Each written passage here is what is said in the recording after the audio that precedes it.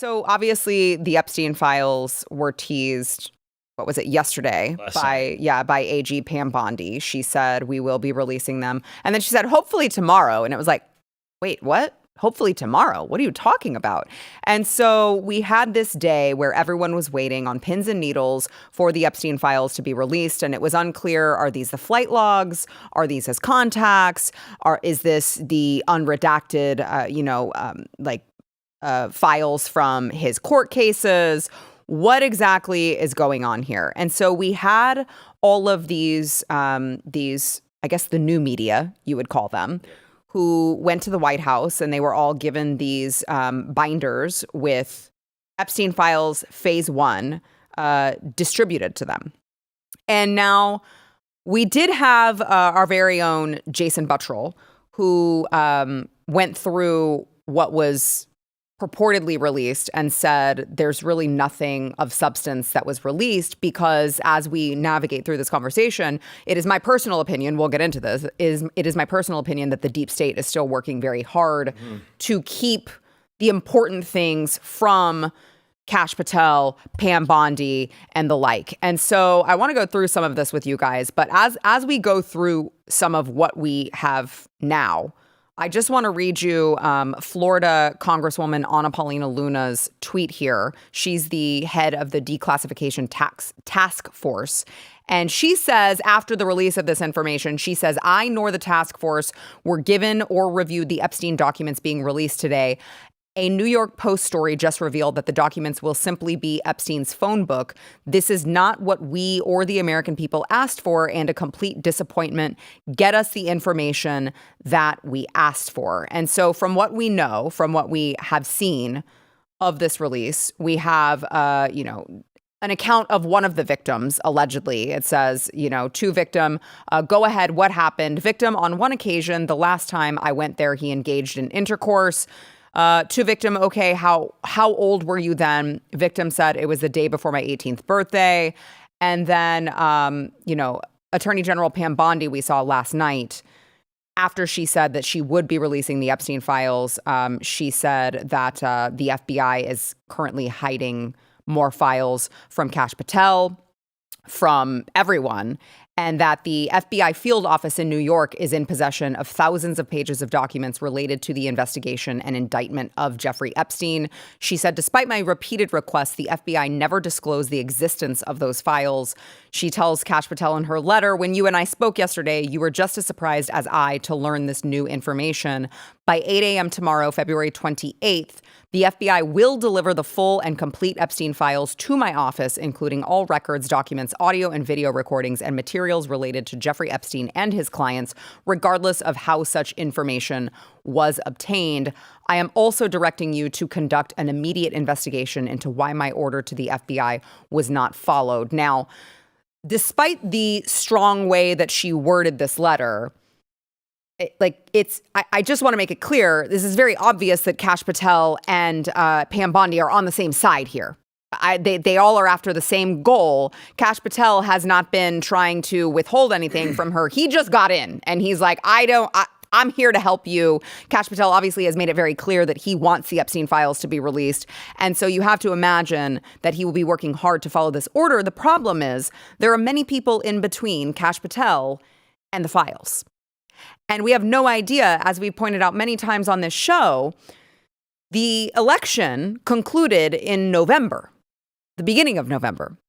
And in that time period, we had November, we had December, we had most of January, where we have absolutely no idea what the hell was shredded, what the hell was deleted, what was wiped from servers, or what was, hidden so that people would not have an obvious, connection to these things. And so you have to imagine the people in charge here at the top want to deliver us the truth. So far, this has been the most transparent administration that we have had in my lifetime. But the problem is they can't control it all. And you have these underlings who it feels like are subverting what the order was. So now it's like, I don't even know what we are going to actually have released to us publicly. And that's frustrating. Yes, it is. I think you're not going to be able to slay the Leviathan using your ordinary tactics. So you can't just go in there and expect all of these people to just comply with the president as they should be doing. You have an entire fourth branch of government. You have a shadow government, as we've said for many times. It is an administrative state. And like you said, we have no idea how many redactions there's going to be on these things. I mean, the sort of approach of like, we're just going to drip little parts out at a time or whatever. Just release these things. Find them and release them. I don't know why this is so... I guess I do know why it's so difficult, but it sounds so simple. But at the end of the day, if they want to get the truth to the American people, they cannot go through the regular channels. They are going to have to play tough. You're not going to defeat the Leviathan with a bunch of strongly worded letters. You have to take action. And again, people who are in the executive branch that are supposed to be working for the president at the president's will, who are subverting the will of the American people and subverting the duly elected president, there have to be punishments. You can't just fire some of them. A lot of them have to go to jail at the end of the day. They have to know that they're going to face consequences, or this stuff is just going to keep happening and happening over and over again. Yeah, 100%. Yeah, I think that I want every single person that criticized Donald Trump in his first presidency to come out and say that they're sorry. Because look at this. This is what he was dealing with every single day. And we all went, why hasn't he done this? Why hasn't that happened? Well, as you said, there's a fourth branch of government that's really running things. And that is absolutely terrifying. Yeah. It really is. I mean, we've said over and over, like, Biden wasn't doing anything. It's like... He didn't have to. He didn't have to do anything. It was already running. And what's happening now is, and I think the people that are doing what you're saying is coming outside of it is Doge. I think Doge is so important because I tell you this, they've got some very, very serious people in that organization. They're patriots. Like I said to you before, they're not just these 19-year-old kids. You've got some badass dudes in there. You know what? I don't care if they're 19. Yeah, I don't care if they're 19. No, but they dismiss it like, I know, they're but I'm just saying 19 I'm years saying old. I don't really care if they're getting the job done and they're super smart and they're... If we've got a bunch of 80-year-olds in Congress. Exactly. 19-year-olds. Right. That's rather refreshing. Yeah. 19-year-olds who know I'm going to be paying this money for the rest of my life. I would like to root out all of the corruption because I'm actually going to be around, unlike these oldies who are 80 years old and dying in Congress. Well, they're also like, you're getting the most base generation in a very, very long time.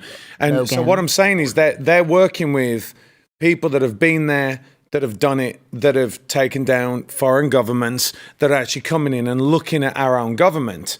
And I think that this just exposes so much into, it shows you the inner workings of, as you said, Logan, the Leviathan that has been siphoning money from the American people, getting us into God knows what war.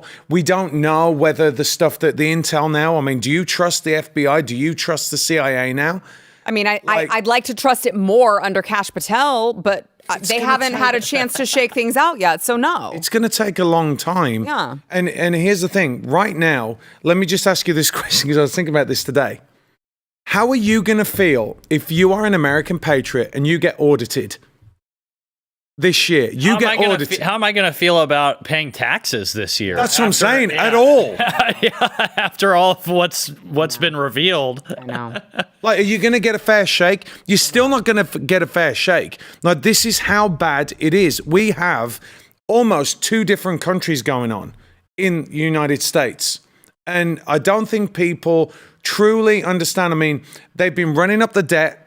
Well, why would you run up the debt like that? Because they want to collapse the country. Like, they want to take down the country from the inside. And it used to be these agencies used to protect us. Now they're part of it to take us down. We have, by getting Trump and by that bullet missing him by a turn of a head, right, by an inch, that's saved the country. Mm-hmm. I mean, can you imagine what would have happened if we would have had another 4 years of... No, I don't want to, really.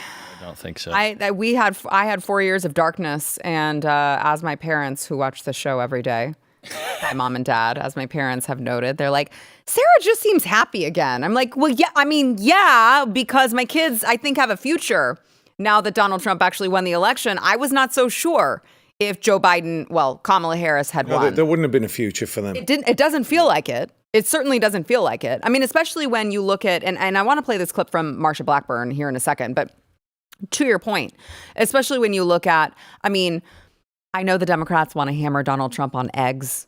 And they're like, but the egg prices, he said, would go down. They've gone up because you guys ordered them to kill all the chickens. Yeah, apparently they conducted a chicken genocide. It was a chicken genocide. And now they're like, Donald Trump hasn't solved the egg crisis. It's like, but that's because of y'all did that. It's going to take more than 35 days to solve that crisis, and yet they still want to hit him on that.